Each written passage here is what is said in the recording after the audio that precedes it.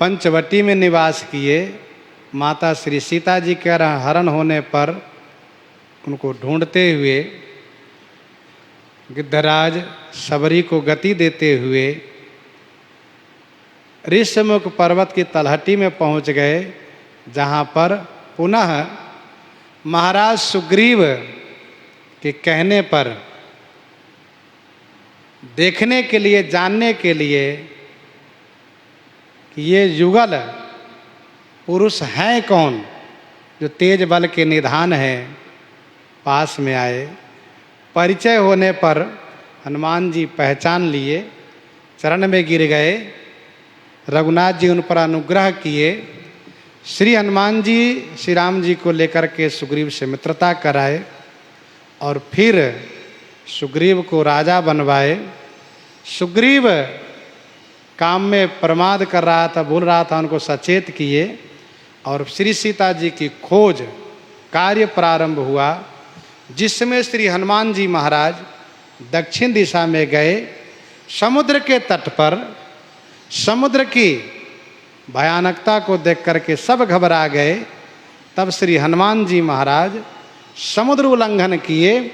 रास्ते में जैसे कि सुरसा, मैनाक, शिंका, लंकनी सबसे सामना करते हुए और माता श्री सीता जी की खोज घर घर में किए लंका में, और प्रातःकाल विभीषण जी से मिल करके उनसे मार्गदर्शन पा करके माता जी का दर्शन किए और वहाँ पर दर्शनोपरांत श्री सीता जी से आशीर्वाद प्राप्त किए और फिर फल खाए, असुरों को दंडित किए तथा बंद करके रावण की सभा में गए और वहाँ रावण को समझाए, नहीं माना, लंका दहन किए।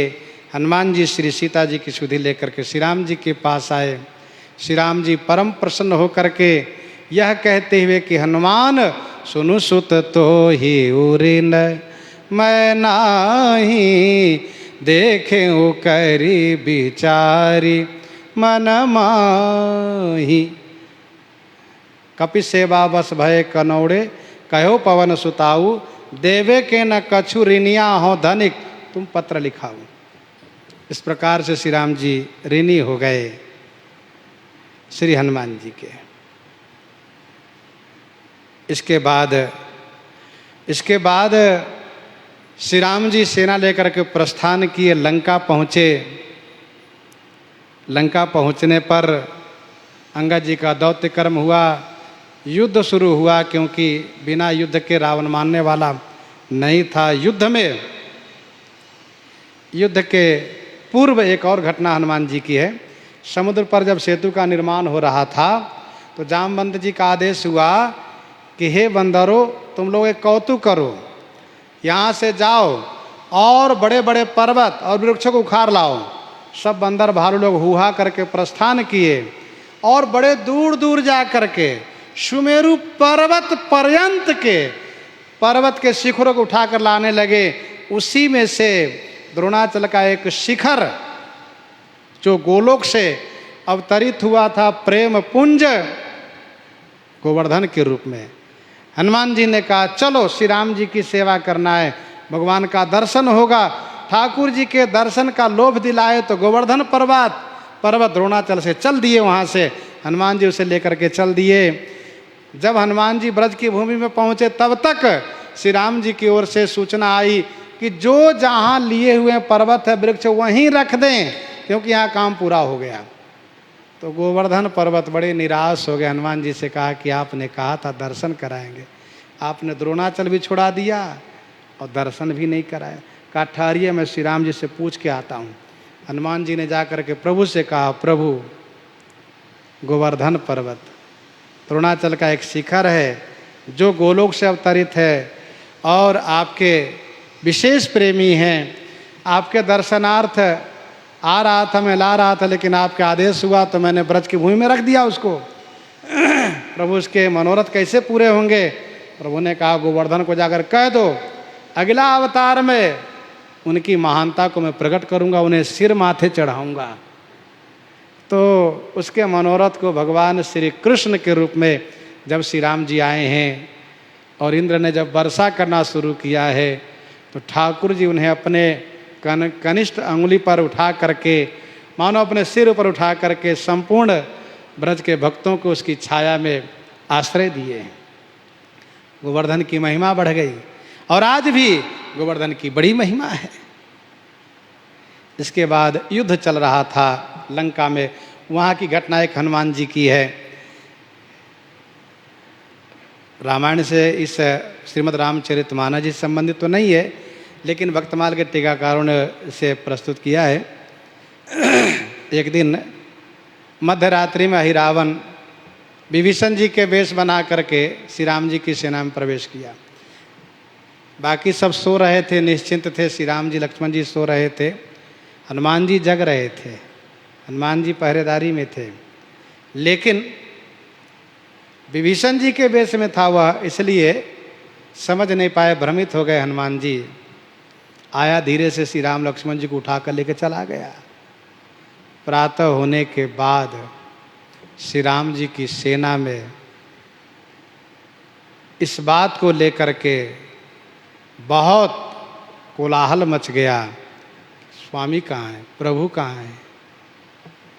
पता किया गया, भाई कहाँ गए, कौन आया था? हनुमान जी ने कहा विभीषण जी घूम रहे थे। विभीषण जी ने कहा मैं कहाँ, मैं तो अमुक जगह सो रहा था। अरे तो फिर कौन था आपके वेश में? तब विभीषण जी ने कहा वो अहिरावण आया था। कहाँ रहता? पाताल में। हनुमान जी ने उनके बारे में सब पूरा परिचय लिए और परिचय लेकर के हनुमान जी पहुँच गए पाताल के द्वार पर जहाँ अहिरावण रहता है। वहाँ पर श्री राम जी लक्ष्मण जी को देवी को बलि चढ़ाने की तैयारी कर लिया है। हनुमान जी महाराज पहुँचे वहाँ पर द्वार पर। एक हनुमान जी के हम सकल एक वानर वहाँ दिखाई दिया। हनुमान जी ने पूछा तुम कौन हो? कहा मैं पवन पुत्र सियाराम, हनुमान पुत्र मैं हूँ। हनुमान जी चौंक गए, हनुमान पुत्र कैसे तुम हो गए, बताओ। कहा हनुमान जी ने जब लंका जलाई और पूंछ बुझाने के लिए जब समुद्र में स्नान किया तो उनके पसीने बूंद को मत्स्य ने पान किया। मत्स्य के गर्भ से मेरा जन्म हुआ, इसलिए मेरा नाम मकर ध्वज है। मैं हनुमान जी का बेटा हूँ और हनुमान जी के जैसे बलवान हूँ। तब हनुमान जी ने प्रेम से कहा सुनो हनुमान मैं ही हूँ। कहा नहीं नहीं मैं नहीं मानता। अरे मैं ही हनुमान? अच्छा आप ही हैं, तो प्रणाम पिताजी। ठीक, बताइए क्या आदेश है? कहा बेटा मुझे अंदर जाने दो, अहिरावण को मारना है मुझे। कहा नहीं नहीं, मैं अपने स्वामी के नमक हरामी नहीं करूँगा, मैं नहीं जाने दूंगा आपको। हनुमान जी ने कहा अच्छा नहीं जाने दो। कहा नहीं। पकड़ करके उनको बांध दिया, एक थप्पड़ लगाया, उसे बेचारा सीधा हो गया। और इसके बाद हनुमान जी भीतर गए। अहिरावण जहाँ बलि देने की पूरी तैयारी किया है, देवी के स्थान पर हनुमान जी पहुँच गए। देवी तुरंत वहाँ से प्रस्थान कर गई। आ गए आप? कहाँ? अब आप विराजो, हम चल रहे हैं। हनुमान जी जहाँ पहुँचेंगे वहाँ किसी का चलता नहीं कुछ। देवी चली गई, नीचे की ओर चली गई।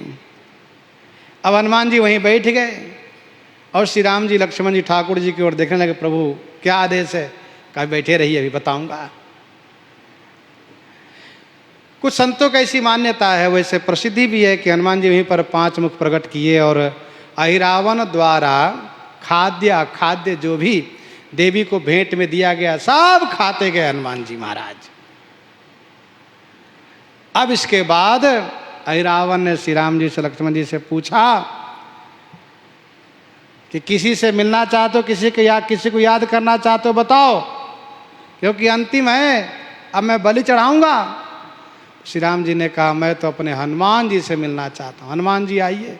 बस हनुमान जी तुरंत प्रकट हो गए, वहीं है ही हैं।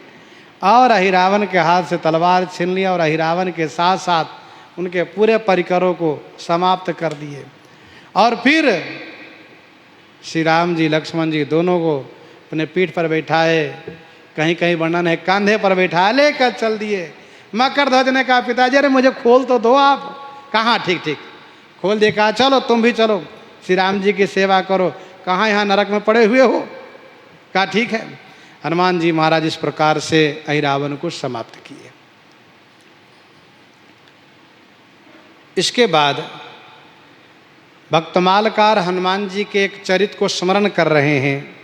वह चरित्र है उस समय का जब भगवान श्री राम लंका से विजय करके जब अयोध्या जी आए हैं, गुरु श्री वशिष्ठ जी ने जब उनको राज्याभिषेक किया है, तो उस समय में सभी लोग श्री राम जी को भेंट अर्पित कर रहे हैं और श्री राम जी उस भेंट की वस्तु को किसी न किसी को देते चले जा रहे हैं।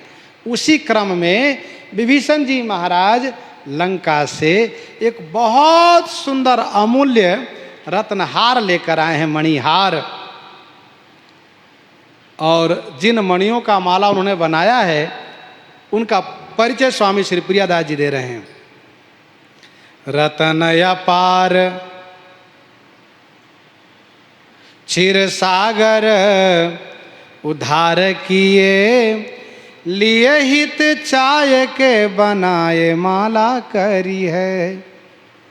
रतन अपार क्षीर सागर उद्धार किए, क्षीर सागर से उद्धार किए अर्थात सागर मंथन से निकले हुए उन बहुमूल्य रत्नों को रावण ने देवताओं से छीन छीन करके और सब जगह से लेकर के लंका में अपने कोष में रख लिया है। रतन अपार। श्री विभीषण जी महाराज श्री राम जी के साथ चलने के पूर्व सुंदर माला तैयार करवाए, हित चाय के बनाए माला करी है। हित माने प्रेम, चाय माने उमंग। प्रेम उमंग के साथ एक अभूतपूर्व अद्भुत बहुमूल्य माला तैयार कर लिए। सब सुख साज रघुनाथ महाराज जू को, भक्ति सो विभीषण जो आनी भेंट धरी है। सब सुख साज, सभी सुख के साज कौन? श्री रघुनाथ जी। जो आनंद सिंधु सुख राशि, सभी सुख साज, सभी सुख के साज है श्री रघुनाथ जी। आहा, महाराजा धीराज श्री रघुनाथ जी को विभीषण जी महाराज ने भक्ति पूर्वक उस माला को भेंट किया, श्री रघुनाथ जी के गले में पहना दिया। श्री राम जी को जो भी भेंट दे रहे हैं, भेंट की वस्तु को लुटाते चले जा रहे हैं। अब इस माला को विभीषण जी ने जब झोली से निकाला, एकदम से सबकी निगाहें माला पर गई। अरे वाह, ऐसी माला, अद्भुत माला, वाह भाई विभीषण जी। अरे भाई तो लंका के राजा है, जहाँ सोने मणि का कान, सोने की लंका, मणि का कोई मणि की कमी नहीं, क्यों नहीं लाएंगे। तो अब सब सोचने लगे ये प्रसादी किसको मिलेगी, ये देखो। सभा ही की चाह अवगाह हनुमान, घर डारी दई सुधि भई मतियर बरी है। सभा ही की चाह, सभा ही की चाह, सभा में सबको चाहना हो गई। महाराज सुग्रीव सोचने लगे, मैं विभीषण से पहले सखा बना हूँ, और दूसरी बात सारी सेना मेरी ही थी। लंका पर विजय मेरी सेना की वजह से हुई, इसलिए यह माला मुझे मिलेगी। बैठे बैठे मन में आनंदित हो रहे हैं। अंगद जी सोचते हैं, मैं श्री राम जी का पुत्रवत हूँ, मेरे पिताजी ने मेरा हाथ उनके हाथ में सौंपा है और मैंने दौत्य कर्म सकुशल पूर्वक निभाया। इतना ही नहीं, युद्ध किया, मानमर्दन किया असुरों को। मैं छोटा हूँ, बालक हूँ, इसलिए माला मुझे मिलेगी। ऐसा? हाँ। जामवंत जी सोचते हैं, अरे मैं समाज में सबसे वयोवृद्ध, युद्ध मंत्री और बड़े बड़े कार्य में मंत्रणा देने वाले, इसीलिए श्रेष्ठ प्रसादी श्रेष्ठ जनों को मिलनी चाहिए, मुझे मिलेगी।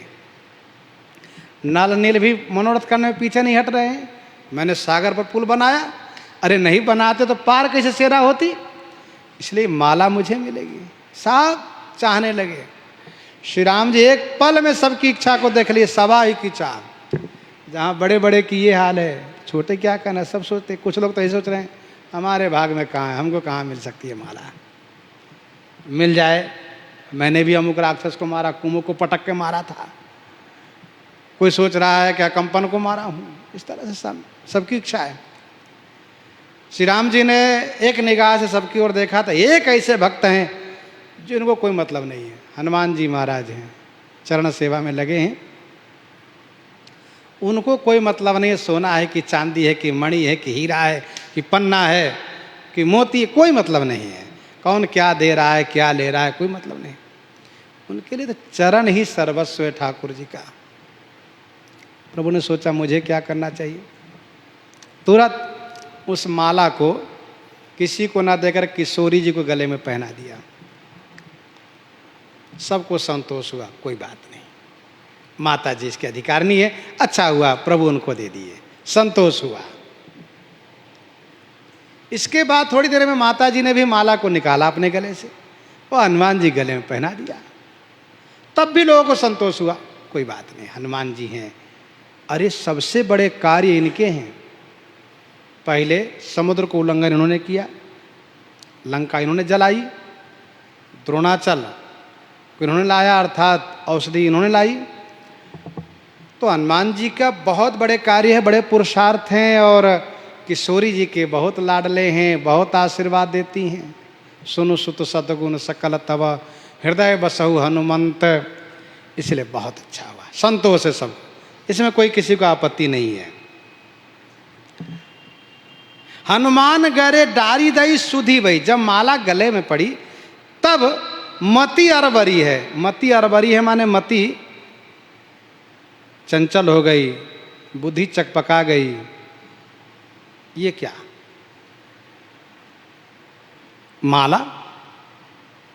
हनुमान जी ने तब माला को देखा, और माला को देखने के बाद फिर हनुमान जी ने गले से उसको निकाल लिया, और इसके बाद देखना शुरू किया, इसमें जो तेज है, प्रकाश है, मेरे प्रभु से प्रकाश है कि बिना प्रभु के ही प्रकाश है इसमें?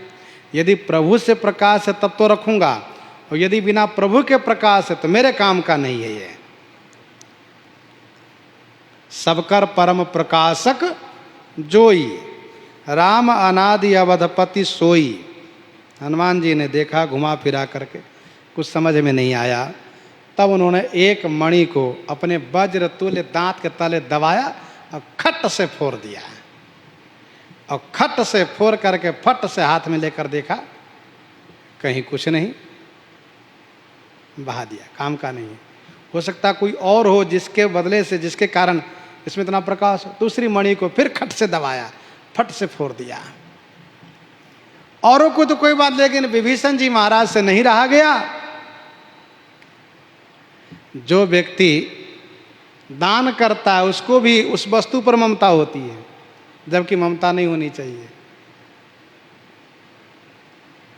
विभीषण जी को लगा बताओ हनुमान जी महाराज इनको बेकार कर रहे हैं।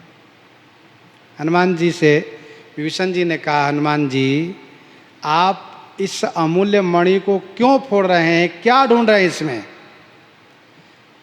तो हनुमान जी ने कहा, विभीषण जी इसमें मैं अपने श्री राम जी को ढूंढ रहा हूँ। श्री राम जी यदि इस मणि के माला में नहीं है तो मैं इसको नहीं रख सकता। तो विभीषण जी महाराज को बड़ा दुख लगा था, क्योंकि 2-4 मणि को तो फोड़ ही दिए थे हनुमान जी। तब विभीषण जी ने कहा, ये जो आप सुंदर शरीर धारण कर रखे हैं हाड़ चाम के, इसमें यदि श्री राम जी न हो तो इसको भी छोड़ देंगे आप? क्या इसमें श्री राम जी हैं? हनुमान जी ने कहा, विभीषण जी यदि इसमें श्री राम जी न हो तो मैं इसको नहीं रख सकता। और यूं कह करके वज्र तुल्य नाखून को तुरंत हृदय में धसा दिया, हृदय भाग को खोल दिया और त्वचा के पर्त को हटा दिया। हृदय में सिंहासनासीन श्री रघुनाथ जी परिकर सहित विराजित हैं। प्रणव पवन कुमार खलवन पावक ज्ञान घन जासु हृदय अगार बसहि राम सर चापधर। हनुमान जी के हृदय से श्री राम जी निकले बाहर, और बाहर निकल के हनुमान जी को गले से लगाए हनुमान जी का हृदय फिर परिपूरित हो गया, फिर ठीक हो गए, दिव्य हो गए। सबने वंदन किया। प्रणवो पवन कुमार खलवन पाव ज्ञान घना, जासु हृदयगार वसई राम सर चाप धरा। विभीषण जी लज्जित हो गए। राम बिनु काम कौन, राम बिनु काम कौन, फोरी मनि दीन डारी, खोली त्वचा नाम ही दिखायो बुद्धि हरि है, खोली त्वचा नाम ही दिखायो बुद्धि हरि है। भक्तमालकार स्वामी प्रियादास जी कहते हैं, राम बिनु काम कौन। श्री हनुमान जी ने कहा कि श्री राम जी के बिना या मेरे कोई काम का नहीं, काम कौन, फोरी मणि दिने डारी। विभीषण जी ने जब कहा तो खोली त्वचा, उन्होंने विभीषण जी से, हनुमान जी ने कहा कि यदि मेरे शरीर में राम नाम न हो तो शरीर नहीं रखूंगा। और प्रसंग में श्री राम जी का दर्शन भी कराना है, वर्णन है। तो विभीषण जी ने यह भी कहा था कि आपके शरीर में राम नाम है, कहाँ, अवश्य है। तो खोली त्वचा, एकदम से नाखून को लगाया और शरीर के ऊपर वाले पर्त जो चाम है, छिलके की भांति छील दिए, उसको हटा दिए। और फिर सब जगह राम राम राम राम दिखने लगा। खोली त्वचा नाम ही दिखायो बुद्धि हरि है, सबकी बुद्धि हर गई। राम बिनु कौन काम, भगवान वेदव्यास ने माला जनेऊ की शपथ पूर्वक सभा में कहा है। न तत्पुराणो नहीं यत्र रामो, यस्याम न रामो नहीं संहिता सा। उन्होंने, भगवान वेदव्यास ने कहा, जिस पुराण में श्री राम जी नहीं वह पुराण नहीं है, वह संहिता नहीं है। सा नेतिहासो नहीं यत्र रामो, काव्यम न यत्र रामो योगः, स रोगो नहीं यत्र रामः, न सा सभा यत्र न रामचंद्रः। इस प्रकार से बड़े विस्तार से उन्होंने कहा। राम नाम प्रताप को जानत श्री हनुमान, रोम रोम में जासु के रमई नाम धुनि गान। सभा थान तीरथ बरत विद्याकुल धन धाम, जोग यज्ञ जप तप सकल बिना राम बेकाम। श्री राम जी के बिना सब व्यर्थ है। वही नीच वह पोच, वही आत्महन पापी, वही अविद्या मूल, वही गुरुद्रोही सुरापी, वही दीनमतिहीन, वही नरकिन में नामी, वही कृतघ्नि कुटिल, वही बड़लोन हरामी। अगर कहे गतिता ही नहीं, तीन ताप सोहिए डढ़ई, राम चरण तजियान रति, गज तजि नर गदहा चढ़ई। राम नाम मुकुट, राम राम सिर नयन, राम राम कान नासा, राम ठोड़ी राम नाम है। राम कंठ कंध राम, राम भुजा बाजो बंद, राम हृदय अलंकार, हार राम नाम है। राम उदर नाभि राम, राम कटी कटी सूत्र, राम वसन जंघ राम, जानू पैर राम है। राम मन बचन, राम राम गदा कटक, राम मारुति के रोम रोम व्यापक राम राम है। मारुति के रोम रोम में श्री राम जी विराजित हैं। श्री राम के तन्मय हनुमान जी हो गए हैं। नामदेव जी की शिष्या थी जनाबाई। वह नाम में इस प्रकार से निष्ठावान हो गई थी, इतना नाम उन्होंने जाप किया कि उन्होंने जिस कंडी को बनाया उस कंडी से नाम ध्वनि हो रही थी। कबीरदास जी महाराज को पता चला तो जनाबाई के दर्शन के लिए पैदल चल के गए और देखा तो जनाबाई झगड़ा कर रही है। तो कबीरदास जी सोचते, बताओ इनके दर्शन के लिए मैं आया हूँ, ये झगड़ा कर रही है। पूछा क्यों झगड़ा कर रही है? तो एक दूसरी बाई कह रही है कंडी मेरी है, जनाबाई कह रही कंडी मेरी है। इसी बात का झगड़ा था। कबीरदास जी ने पूछा जनाबाई से, बताइए आपकी कंडी का क्या पहचान है, क्योंकि दोनों तो एक ही जैसा है। तब जनाबाई ने कहा कि आप देखना चाहते हैं तो मेरी कंडी ये मेरी है, इन्होंने ले लिया है, ये मेरी कंडी है। आप कान में लगाइए, इस कंडी से आवाज आएगी विट्ठल विट्ठल। कबीरदास जी ने कंडी को उठाया, कान से लगाया, प्रणाम किया। जनाबाई धन्य हो। कहने का भाव यह है कि नाम में अनुरक्ति, ऐसी अनुरक्ति। वैसे भक्तमाल के टीकाकारों ने एक दृष्टांत दिया है, प्राकृतिक प्रेम में जब इतनी तन्मयता हो सकती है, यहाँ तो श्री राम संबंधित अलौकिक प्रेम है। प्राकृतिक प्रेम की तन्मयता को दर्शाते हुए टीकाकारों ने कहा कि एक साहूकार, बलख बुखारे से एक साहूकार दिल्ली जा रहे थे। मजनू को पता चला कि दिल्ली जा रहे हैं। कहा सुनिए, मेरा एक संदेश लेते जाइए, लैला को कह दीजिएगा।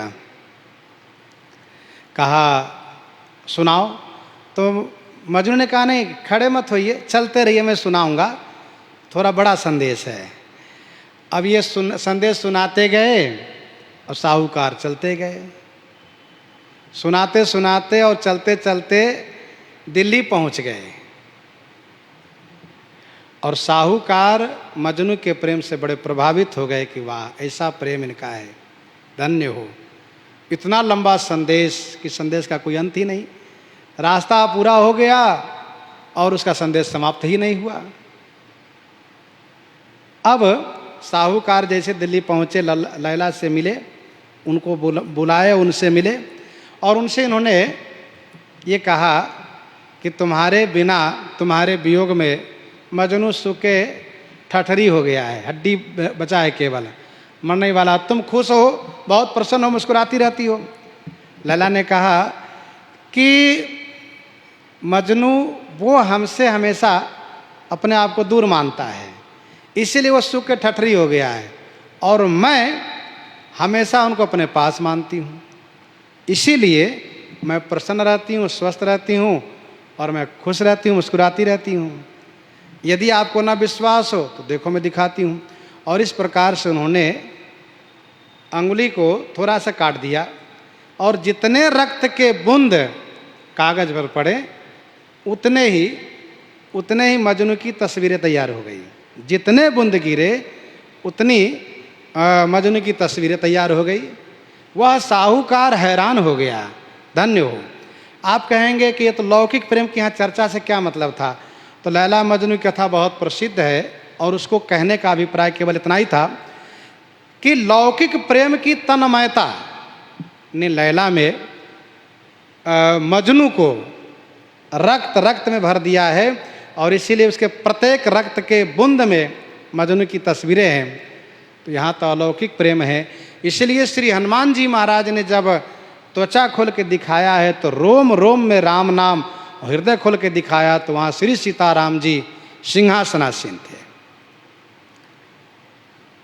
तो सबकी बुद्धि हर गई और सब हनुमान जी को वंदन प्रणाम करने लगे हैं। और भी श्री हनुमान जी के कुछ चमत्कारिक प्रसंग है, उसको आगे श्रवण करेंगे। इन्हीं के साथ आज सीताराम सीताराम सीताराम।